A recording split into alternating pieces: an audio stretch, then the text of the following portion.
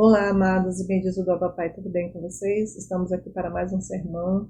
Eu sei que você tem nos acompanhado, os sermões e devocionais realizados pelos missionários são referentes às atividades do mês de missão, agora de novembro.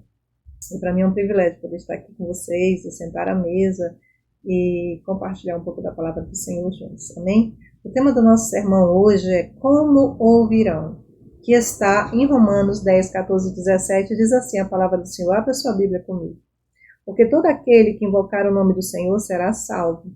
Como, pois, invocarão aquele em que nada creram? E como crerão naquele de que nada ouviram? E como ouvirão se não há quem pregue? E como pregarão se não foram enviados? Como está escrito: quão formosos os pés dos que anunciam a paz, dos que anunciam coisas boas, mas nem todos obedecem ao Evangelho. Pois Isaías diz: Senhor, quem creu na nossa pregação? De sorte que a fé, ela vem pelo ouvir, e ouvir da palavra de Deus. Então, Paulo está nos descrevendo aqui em Romanos, né?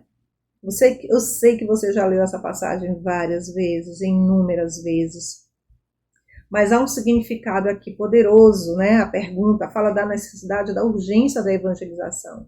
E Paulo, ele faz essas perguntas questionadoras, ele nos confronta com a importância da obra missionária do ID, de levar a palavra a toda e qualquer criatura. Então, assim, a primeira pergunta que Paulo nos confronta: como, pois, invocarão aquele em que não creram? Como é que eles vão invocar alguém que eles não creem, né? Então, assim, até eu fiquei assim me questionando: Senhor, a gente precisa de algo para crer, não é verdade? Então, a fé salvadora, existe essa fé salvadora, né? Que tem que ter conteúdo, vivência com Jesus, a pessoa de quem se está falando, ou seja, precisamos conhecer Jesus e fazê-lo ser conhecido. Eu lembro, amados, do livro do Oswald Smith, O Clamor do Mundo. Ele é muito conhecido, é um livrinho de bolso, foi um dos primeiros livros que eu li após a minha conversão. E esse livro, na época, ele me impactou muito. Ele me chocou, na realidade, né? Essa necessidade da evangelização das nações, de toda criatura, do responder ao ID. E esse livro, O Clamor do Mundo, ele nunca foi tão atual. Ele está atualíssimo, né? Dentro da sociedade que nós estamos vivendo hoje, dentro das esferas sociais que nós estamos, todas as partes do mundo, há um clamor de várias línguas, raças, tribos e nações. Você consegue ouvi-las? Você consegue ouvir essas vozes que estão clamando? E a gente se questiona, né? Como elas vão clamar a alguém que elas não creem? Porque talvez nunca ouviram falar, que é justamente a próxima pergunta questionadora de Paulo. E como crerão naquele de quem nada ouviram? Amados, hoje nós estamos vivendo a era da comunicação, das plataformas sociais. As pessoas dizem assim: nunca se ouviu falar tanto de Jesus. Mas por que as pessoas não estão ouvindo? Por que as pessoas não estão crendo? Eu acho que nós devemos nos questionar. Nós estamos numa década, nós viramos a década dentro de uma situação bem caótica, dentro de uma situação que nós nunca pensamos ou sonhamos em viver. Nós estamos vivendo uma sociedade totalmente desajustada, onde o emocional das pessoas estão desajustados, a família está desajustada, porque a família é a célula máter da sociedade, né? Então, a família desajustada, a gente vê todo o restante desabar. Então, ele pergunta assim: como crerão naquele de quem nada ouviram? Se as pessoas creem ao ouvirem falar de Jesus, nós precisamos nos questionar mesmo sobre isso. Pois hoje se fala muito de Jesus, como eu falei, principalmente, né? YouTube, redes sociais. Aí eu faço uma outra pergunta, assim: por que então existe esse distanciamento das pessoas? Por que existe esse distanciamento das pessoas entre Jesus, entre os crentes, a igreja? Por que as pessoas estão com essa aversão? Será que nós estamos falando da forma correta? As pessoas estão realmente ouvindo falar de Jesus a respeito da sua história, da sua vivência, do seu estilo de vida? Será que nós, como interlocutores, estamos passando essa verdade? Porque o próprio Paulo fala que nós somos a carta magna. né? Então as pessoas, elas olham para a gente, elas devem ler Jesus. E eu confesso para vocês, eu não sei se você está aí nas redes sociais, nas plataformas, mas o que a gente tem menos visto nas plataformas, nas redes sociais, são as cartas magnas, falando de Jesus. Tem muitas cartas aí riscadas, tem muitas cartas desbotadas. Por isso que a gente talvez tenha visto esse distanciamento, porque o nosso discurso, o nosso falar não combina com as nossas ações. Elas não refletem o que nós falamos. Jesus, ele teve um impacto na sociedade do seu tempo, porque Jesus falava, mas a própria vida dele impactava as pessoas. Então as suas palavras vinham carregadas de verdade, porque as pessoas ouviam ele falar, mas eles também viam as suas ações e as suas atitudes. Tanto é que quando Jesus ascende aos céus, os discípulos começaram a caminhar e a falar e a pregar, e as pessoas diziam, olha, eles parecem com Jesus, né? Tanto é que eles receberam esse nomezinho, né, de crentes semelhantes a Cristo, discípulos de Cristo, né? Por quê? Porque eles pareciam Jesus, eles estavam totalmente impregnados da pessoa de Jesus. Então, a fala combinava com o andar, combinava com o falar, combinava com o vestir, combinava com o relacionar-se, o se dar, o servir. Eu quero deixar esse ponto. A nossa fala, ela está em comunhão, ela está casada com as nossas ações, com o nosso servir, com o nosso relacionar um com os outros, com os irmãos, com a nossa casa, com a nossa família. Talvez isso aí tenha perdido um pouco do impacto, né, do que nós falamos de Jesus. Uma outra pergunta questionadora também de Paulo é: como ouvirão se não há quem pregue? Como ouvirão se não há quem pregue? Aí a gente faz a pulsante pergunta fatal, mas nós temos falado de Jesus, a gente tem falado, né? Mas Paulo, ele nos confronta ainda nessa sociedade, na nossa época, né, dentro desse contexto que nós estamos falando, porque na época que Paulo estava falando esse contexto, né, os judeus tinham rejeitado, eles tinham rejeitado a justiça do Senhor, né? Você pode ver alguma semelhança com os tempos atuais? A nossa sociedade, ela tem rejeitado os valores do reino de Deus, ela tem rejeitado a palavra. A nossa sociedade, entre aspas, né, ela está muito contaminada com diversos valores que não pertencem ao reino de Deus. E a pergunta, como virão que não há quem pregue? Faz parte de uma sucessão de perguntas instigantes de Paulo para nós. O que motiva esse diálogo, na época em que Paulo estava tendo esse diálogo, é justamente a profecia de Joel. Todo aquele que invocar o nome do Senhor será salvo, que está lá em Romanos 10:13, conforme Joel 2:32 e Atos 9:14. Inclusive, Paulo é tão enfático nessa colocação, porque ele estava desejoso, né, de que a igreja da época o enviasse para a Espanha, para uma viagem missionária, né, o nosso missionário transcultural. Isso são os historiadores que falam, tá, amados, que dentro desse contexto.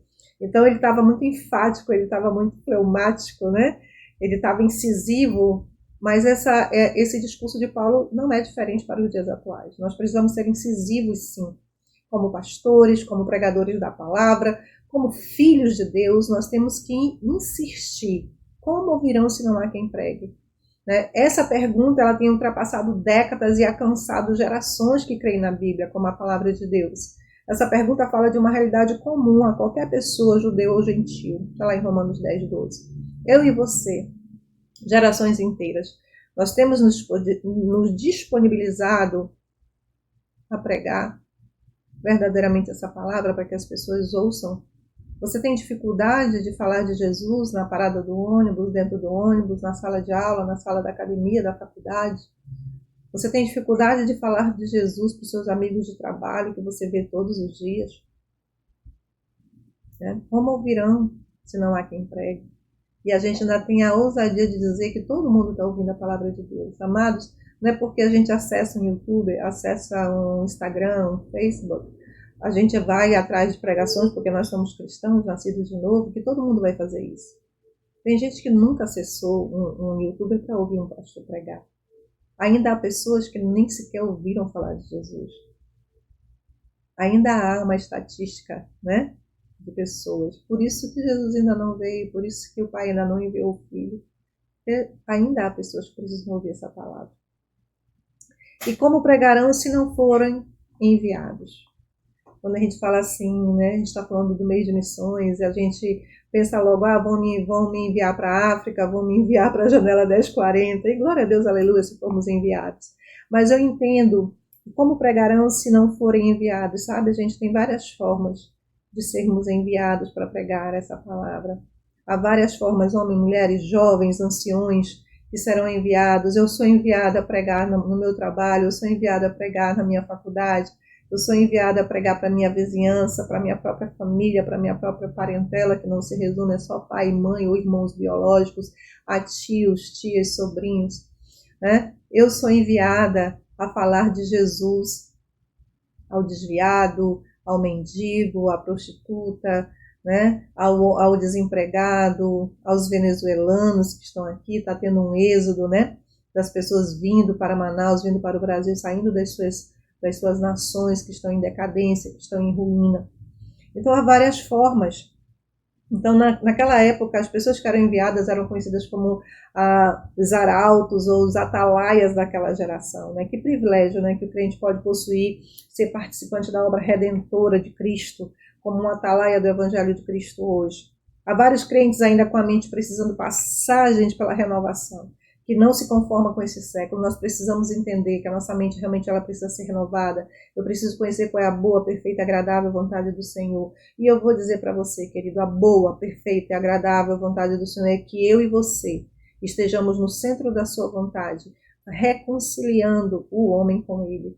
Esse é o nosso papel. Antes mesmo, naquele exato momento que você aceita Jesus, que você está fazendo aquela oração que às vezes você não entende, naquele milésimo de segundo, a sua vida toda é transformada, você recebe um novo nome, uma nova posição, títulos que você não tinha, você passa a ser filho de Deus por adoção, você passa a fazer parte da família real, da família divina, da família celestial, da família de Deus, você se torna um embaixador, você se torna raça eleita, nação santa, sacerdócio real, povo de propriedade exclusiva do Senhor, para anunciar o ano aceitável dele, né? Para anunciar as boas novas.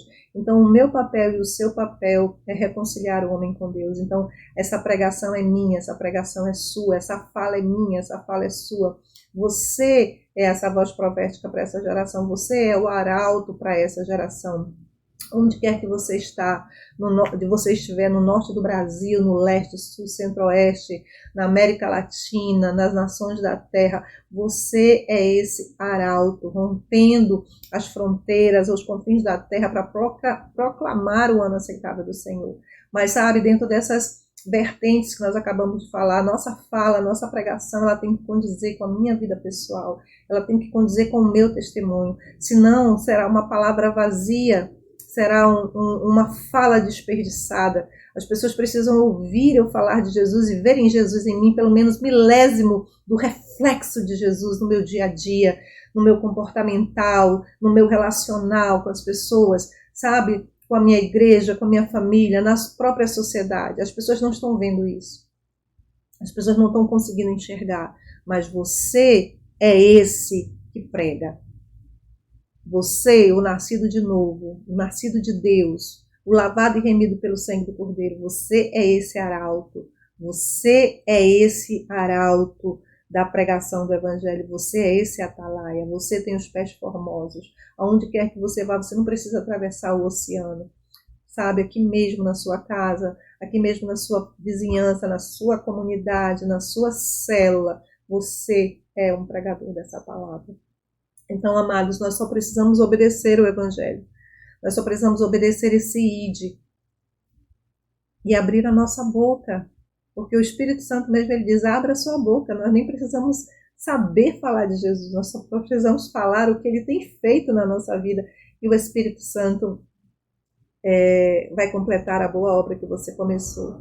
Nós estamos num tempo onde é necessário pregar o Evangelho, o verdadeiro Evangelho, o Evangelho salvífico, o Evangelho cristocêntrico, sair da nossa zona de conforto e desfocar da sua pessoa, do seu ego pessoal e fazer essa pregação cristocêntrica. Jesus veio para salvar, para libertar, para curar, né? Para expor as obras do diabo, para proclamar o ano aceitável, para trazer o reino de justiça para a terra.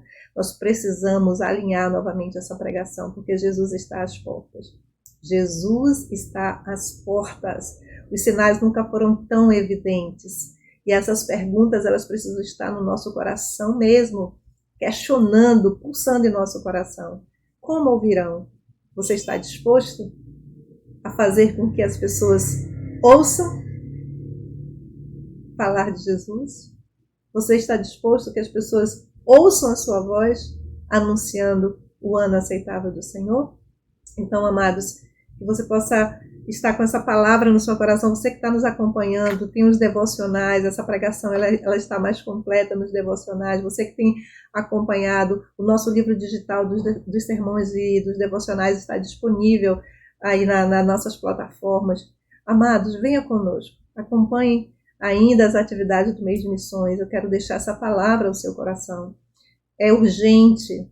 O mundo precisa de evangelização, as pessoas estão necessitadas, os jovens, as famílias, a sociedade clama desesperadamente e elas precisam ouvir.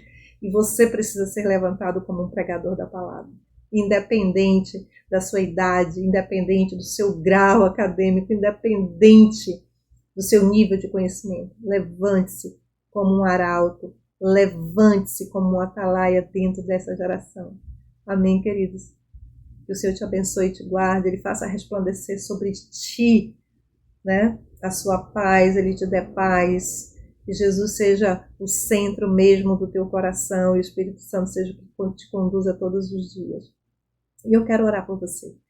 Pai, em nome de Jesus, eu quero me colocar também como tua filha, como uma pregadora desse evangelho. Eu quero que essa palavra ela se torne real no meu coração e no coração daqueles que estão ouvindo essa mensagem nesse momento, que estão assistindo esse vídeo. Que o Senhor nos levante como esses arautos, que o Senhor nos levante como os atalaias dessa geração e que nós não tenhamos a vergonha de anunciar o ano aceitável do Senhor, a proclamar as boas novas e sermos os evangelizadores dessa grande colheita que está por vir, porque nós fazemos parte dessa grande comissão. Pai, em nome de Jesus, é assim que eu oro, é assim que te agradeço, que o Senhor te abençoe. E acompanhe os nossos devocionais. A partir de amanhã nós teremos devocionais com os nossos missionários. E